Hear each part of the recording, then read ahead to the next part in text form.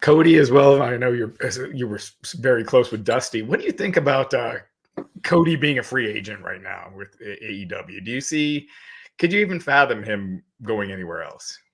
I can't, but I do a short little podcast type thing with Dr. Chris and my buddy Vince Russo every Thursday night at 10:30 on Instagram, and it's on the Sports Keter Wrestling page, and we just go and we talk about different things. And one of the things that they brought up, there's like 3 different things that we talk about. In half hour, we're done.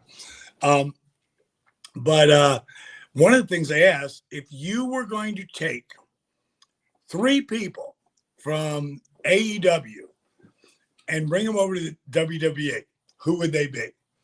Number 1 for me is MJF. I think MJF, since the moment I met him, and I met him as he was coming into AEW.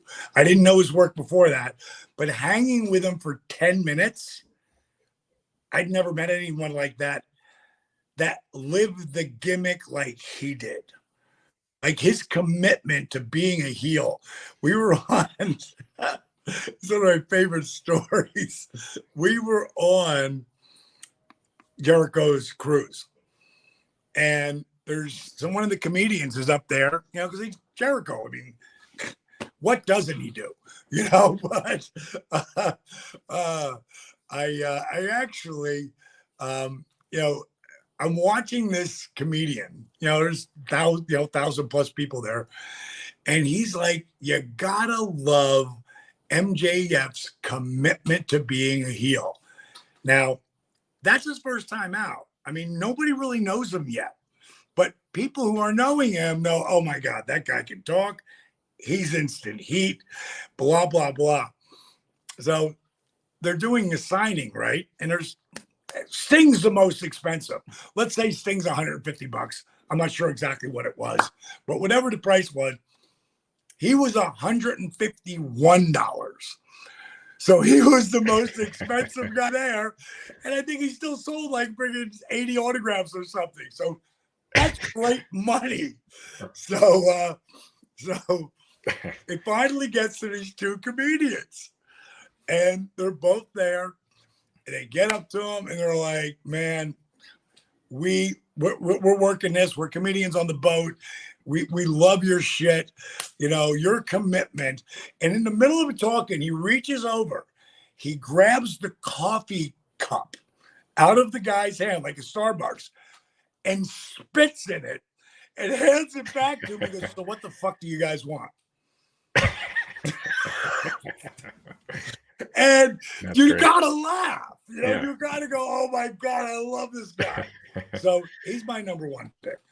The fact that he's not 6'4", it don't matter because he's a heat-seeking missile. Now, up there, if he was ever to go there, and they're not letting him go anywhere, if he was ever to go there, the heat that he would draw, not just in the arena, in the back, would be interesting to see how long he lasted there. So, because he just says shit sometimes, right? There's one time, and I won't say what he said, but I grabbed him, and he explained it like a bear. A papa bear would grab his cub and pull him back. Like, what did you just say? Like it was that. You don't say shit like that out loud. You have to have a filter backstage. So I love that kid. He's to think he's so young. I loved the video, the 19-minute interview with him and Punk.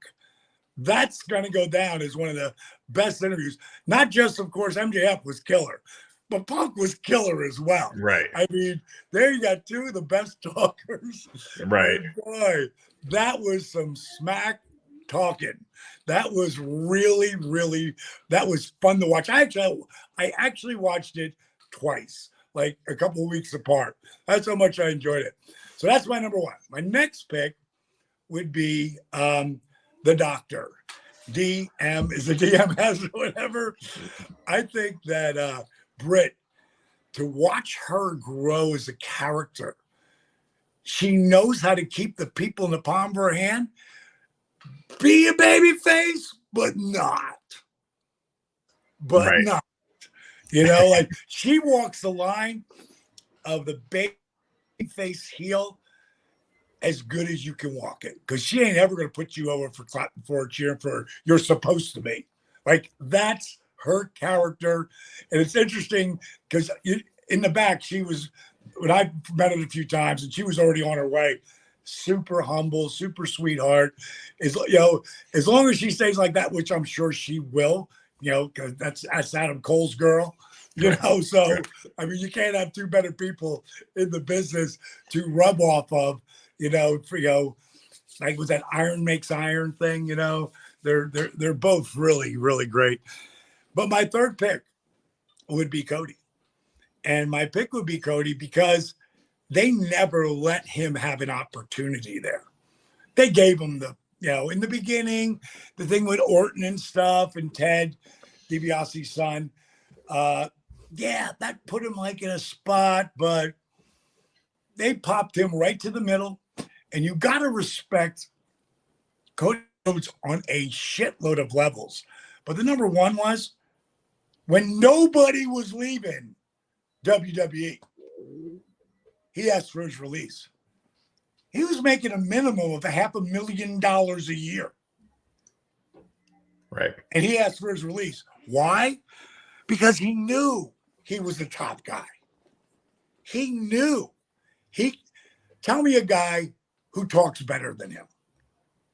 I'm not saying he's the absolute best, but who's better than him?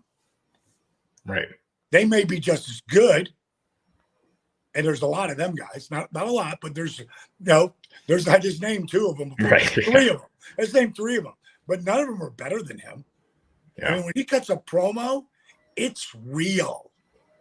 Like, it's as good as it gets. And going up there, and there's no way I would ever go without a guaranteed thing of seeing what was going to happen the next year or two. Like, I want that in my contract, or I get paid everything, and I'll just leave, Right. Like, that's the only thing. And, all he really wanted was to be involved in the production, meaning that back thing. If they'd have given him that, he probably stayed, because it's not angles for him. Cody's the one who got behind Britt big time and said, this kid's got talent. He's the one who discovered MJF and brought him in. It's like, he's like his dad. He isn't just looking for his own shit. He's looking to help create other people as well. So that's why he would be something they could really use if they were, because they all love him there. Everybody loves him. So it's not like he's coming in back with the heat. So do I think it would be a smart move if he played two ends in the middle right now? Absolutely.